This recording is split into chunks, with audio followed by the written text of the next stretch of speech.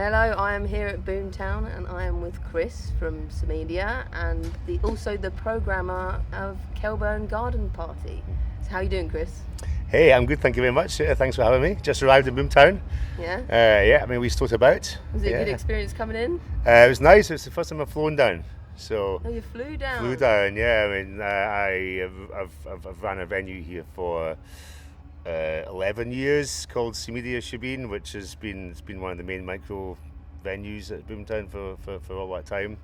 And after last year, we decided to kind of give it a break, and they booked me to come and DJ instead. Oh wow! So I'm getting the artist treatment this year. Got a bell tent, flight down, and all that. So it's a nice change. Way less hassle, let me tell you. Yeah, less hassle. Way less hassle. If you're doing a venue, you got to book all the acts, and yeah, that is hassle. It's a lot of work. I mean, that's I mean, you know, the micro venues is really what Boomtown's all about, isn't it? I mean, they've got the big stages, haven't they? I don't think people realise the work that goes into running, say, a venue like that, because it is, you get people dropping out and all this last minute, you've got to fill these slots, and who's going to do that? Yeah. It's just a bit... Well, that's right. I mean, when you're at Boomtown, if you've been to Boomtown before, you know just how many micro venues there are. There must be over 100. And you can probably go your whole weekend at Boomtown and go into maybe 10% of them. You know, some people make it their business to go into all of them, but a lot of folks probably stay at the main stage, you know, and go to a few micro venues. But every micro venue you pass, you've got a team of maybe between 10 and 50 people who have made that venue happen, or with transport, or with decor, or the infrastructure, or with DJs, performers. You know, it's a lot of people involved in making what is quite a small space happen, and Boomtown is absolutely full of them. So that is one of the things that makes Boomtown totally unique, you know, in the British scene, definitely. It's a fantastic festival. So, like you say, you've been involved for many years, and now you're having the break from the micro venue. Do you think you'll bring it back? Not sure. I'll have a little thought about this weekend while I'm here. I mean, I've got to say, I mean, it's over 10 years we've been doing the venue. We're all, like the three of us who run Samedia, we're all parents. It lands in the middle of the school holidays, so it's been quite a mission to kind of make it happen and leave Scotland and come away for a whole week, you know. And last year we all sort of felt that Boomtown's kind of slightly moving on in terms of the generation, like all festivals do. All festivals move on and you get a younger crowd coming in, you know. But Boomtown is definitely, music-wise, has, you know, it's aimed at the younger market, you know, which is totally fair enough. So we sort of felt that we had our time slightly last year, you know. We've had a good 10 years there, and you know, it's also going to doing the venue for 7-8 days in the summer kind of means we can't do other things. You know, so I mentioned Burning Man there. The reason I've stopped it this year is to go to Burning Man. Yeah, and you know, you I can't want to do different opportunities, exactly. different things. If you just keep doing the same, that makes sense. Yeah. So you booked as a DJ this year. Yep. You're playing in the Hidden Woods, so that'll be an experience for you. Have you played in the Hidden Woods before? No, first time. It's always been my favourite stage at the festival. I mean, when you go in there, I mean, you know what it's like. You go in there, it's like walking into a kind of slightly different dimension with the trees and the decor and the sand on the floor, you know. It's a really special atmosphere in there, you know. And over the years, I mean, I think when we were first at the festival, there was maybe like one walkway along the side. In fact, there was no walkways. There was one kind of sort of big tiki bar sort of thing. And now when you go in the Hidden Woods, you'll see it's like always walkways around the place. You know, it's spectacular, I think, and they build it every year, and it's like a permanent thing. You know, they don't build it for the festival and take it down. You know, so that's one of the other really nice things about that stage and this festival, is that a lot of the infrastructure is permanent. You know, and it just gives it that sort of kind of more solid, kind of less transitory air, I guess, you know what I mean. It just makes it all more impressive to see, you know. So cannot wait. Yeah. So let's touch on Samedia. What is it? Samedia is a micro venue. Well, it's a club. It's a club. It started in Edinburgh. I ran a club at the Caves in Edinburgh for about 10 years called Departure Lounge, and that came to an end in 2013. And we were all going to festivals. We were all festival mad, you know. You know, myself and the guys behind Departure Lounge and all our pals, and we kind of knew that we wanted to do more at festivals, so we created Samedia as a venue to take to festivals, essentially, you know. And it started during the Edinburgh Fringe in the basement of the Roxy Art House, you know that, And then we started doing club nights as well with it. So we've been to like various venues, and then like Studio 24, Third Door, and now at the Mash House. We've been at the Mash House for 10 years, you know. And it's been to Boomtown for 10 years. It's been to Knockengorg for a bit longer, and then other little festivals as well round about. So it's a tropical den. Yeah. It's a tropical den. It's like a sweaty tropical den.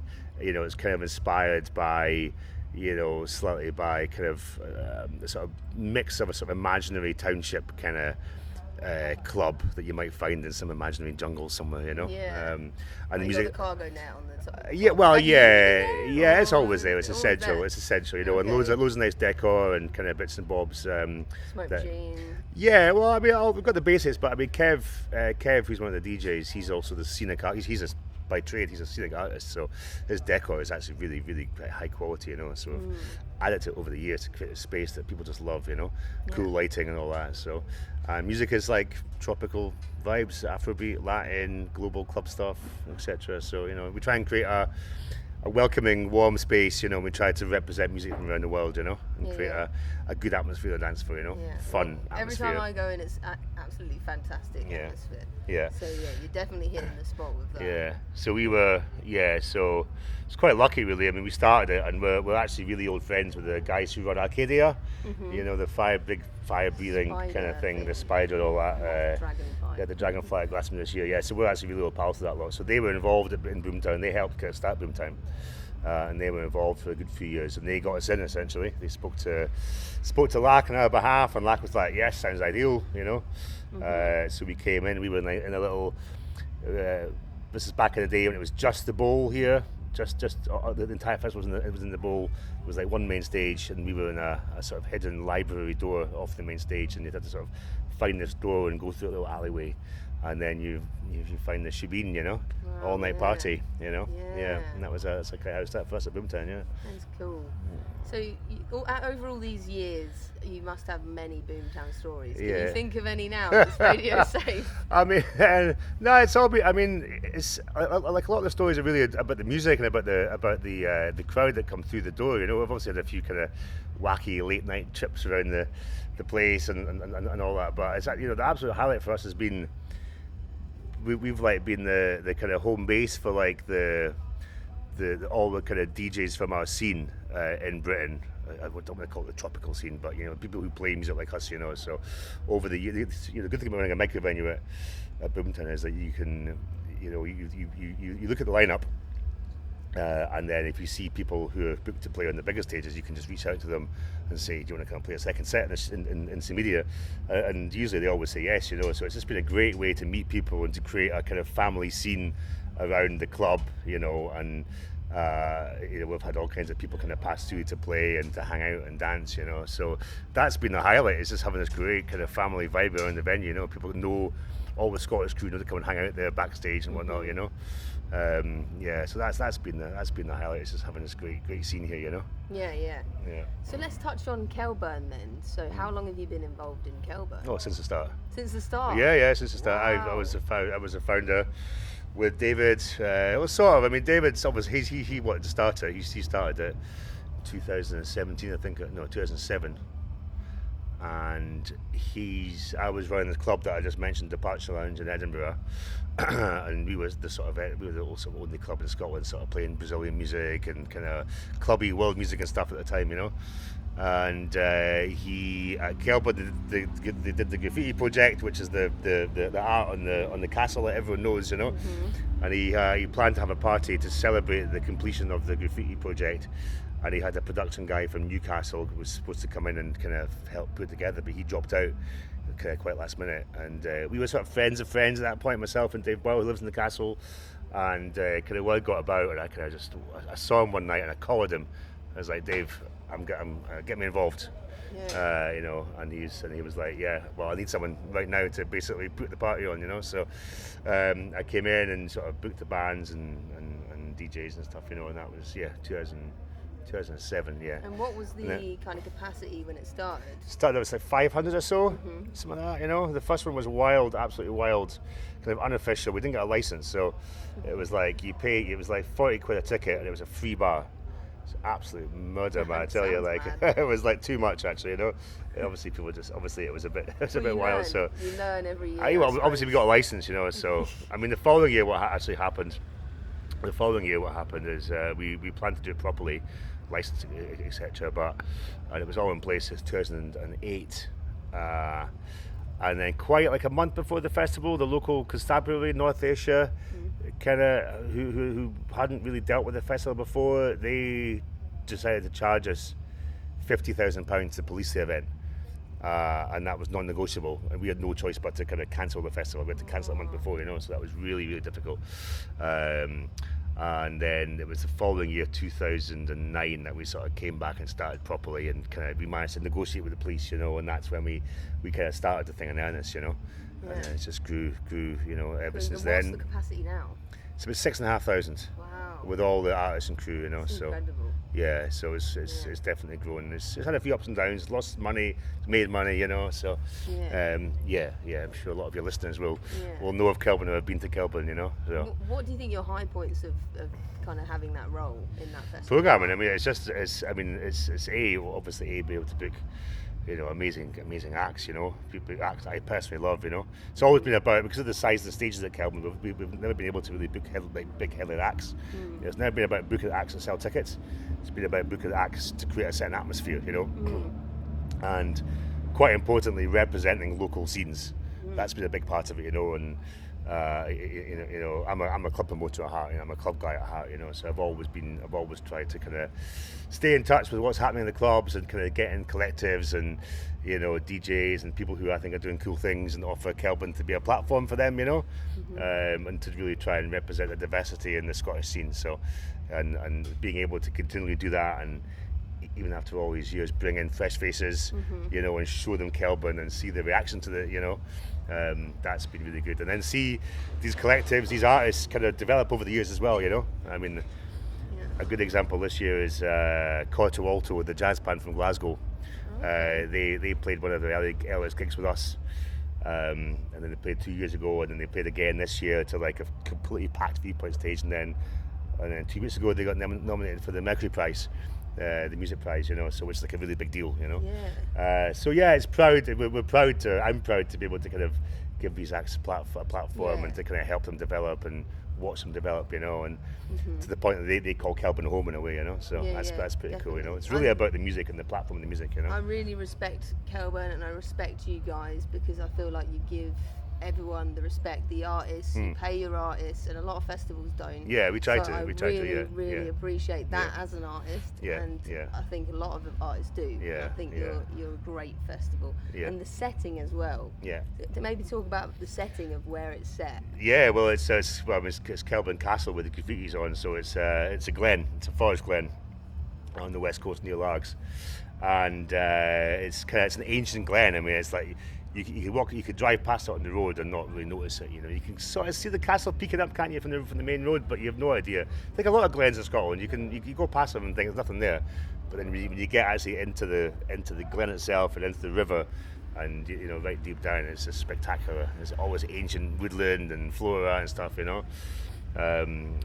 also got the walled garden and the formal gardens and the parts of the sort of more formal parts of the castle itself. But because I run the festival with David, who lives in the castle. It's his land, or it's his family's land, or whatever, So he's grown up there, so he has this intimate knowledge of the land. So when it comes to programming stuff and thinking of things to do, we already have this knowledge of this idea of what we want to do where, kind of developed over the years, and these ideas percolate, and then one year we'll say, right, let's make it happen. Let's do this thing that we, the Beach Plateau, for example, the Beach Plateau was like. Obviously, there was nothing there. This is the stage that's at the top of the glen. Obviously, it was only in 2017 we went up that far at the glen, But for years we've been talking about it, Late night. Big. It's big. Site. It's bigger than Boomtown. So I would say, You've got a bus. Yeah. The bumpy bus that drives around the site. It's miles actually, Yeah. It's a small festival in a big place, but because it's always places linked by pathways, there are always stages dotted about, so it is big, but it doesn't feel big, I guess, I don't know, it's hard to say. Obviously you just spend a lot of time walking, but it's quite healthy to walk around, to spend walking. I mean, Boomtown here back in the day, there was like 2 bowls, wasn't it? There was the Lion's Den on the other side, and you'd go out for a day, and you could walk all day and go to stages all day and then not see the same thing twice, and that kind of that really helps you experience it. Just it doesn't. You don't get bored. You end up sitting in one place all day, getting drunk or whatever. Like you're walking about and you're exploring, Yeah, there's just so much to see. Yeah, exploration's a big part of it, isn't it? I think any good festival, you need to have that element of exploration. I think it's important that you never find the edge. Do you know what I mean? I think once you find the edge of something, then the urge to come back isn't quite there anymore. Do you know what I mean? You always want to be. You always have to. Expect more, I guess, you know what I mean? And at Kelburn, we're always trying to develop these things, I mean, there's plans in the pipeline for the future, that can't quite reveal yet, but we'll hopefully, I mean, it will keep getting bigger, really, in terms of the land, and keep surprising people, so. Yeah. You've also got the waterfall running through where you can swim, which is absolutely fantastic. One question I've got, don't know if you'll be able to answer, but there was a kind of little sculpture thing inside the cave that was like, in the middle of the cliff. This is the waterfall pool. I think so. How did that get in there? Do you know? Good question. I wasn't there when that was put in. That was Marina's dad. You'd have to know who Marina is. Marina's Dave's wife now. They got married today. Yeah. Believe it or not. Oh wow. David Marina. That's Marina's dad. He's a sculptor. I presume a ladder. A long ladder. It's the only way. It must have been a really tall ladder. Yeah, it's cool. That's the wolf for the wee boy fishing, isn't it? That's it's incredible. It's called spirit animal, and the wolf is the spirit animal of the boy fishing, I think, But you touch on there the artist, the artistic part of Kelburn, which I think was what makes it completely unique. Yeah. Any festival I've been to in Britain changing. is the fact that we commission artwork, and we commission really good artwork, We have like a sort of application process. We have a residency for the first time this year, so we pay artists to come in March and then back in June, I think it is, and they kind of come the first time to develop ideas, and we feed them and we give them a place to stay, and we give them a bit of money, and then they come back and they. I suppose this is where we differentiate artists, musical artists earlier. Now we're talking about art, visual artist, visual art, I mean, that's it. I mean, the tagline for Kelburn is music, art, adventure. Yeah. Which I think sums it up beautifully. I think it really does, And your crew are awesome as well. Everyone's so lovely. And the food, Leo, is absolutely fantastic. Yeah. And the blunderbuss, that's absolutely great. Yeah. That's been a massive hit. Yeah. So much. Not many festivals have a piano to play. No. So we've got two pianos. Yeah, two pianos. The pianos, bus as well. Yeah, exactly. Yeah, and these are all people at the blunderbuss and that. These are all kind of family groupings who are kind of part of the furniture. They're not just booked, paid some money to come and do their thing as kind of, isolated units. They're all kind of part of the fabric of the festival. So Zoe Tara, who's the daughter of Joey, he works for the blunderbuss. She works in artist liaison, for example. And that's a really important part of the fabric of it. It feels like a family. It feels like a sort of authentic thing. Yeah, definitely. Well, thank you so much, Chris. I've just realised we've been talking for nearly 20 minutes, so it's just so interesting talking to you and about Kelburn, Boomtown. Yeah. You're fantastic, and I really admire you. Oh, thanks so much. My absolute pleasure. Yeah, thank you so much. Nice one.